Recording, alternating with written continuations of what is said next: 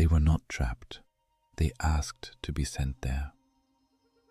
On October 3rd, 1993, in Mogadishu, Somalia, a Black Hawk helicopter called Super 64 went down. The crash site was surrounded.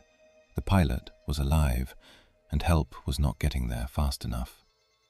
From above, 2 Delta Force snipers saw what was happening: Gordon and Randy Shughart.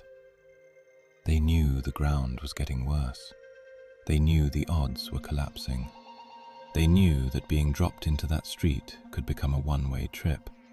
And still, they asked to go. Not once, again and again. That is the part most people will never understand, because most men spend their whole lives trying to avoid the moment that reveals them. They want comfort, they want safety, they want more time.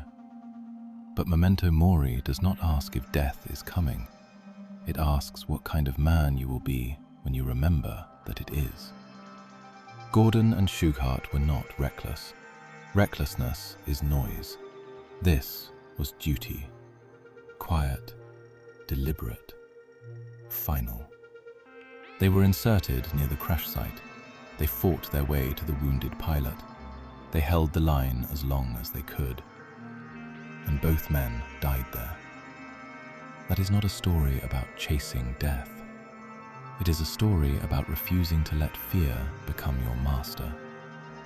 The Stoics understood this. Death is not the question.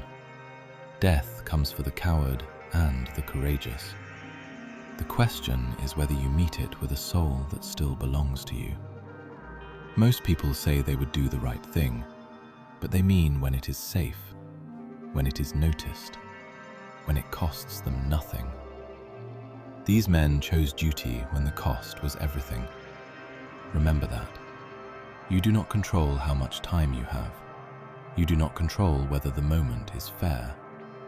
You do not control whether the world remembers your name, but you control whether fear makes the decision. Memento Mori. You will die. So live in a way that proves fear did not own you.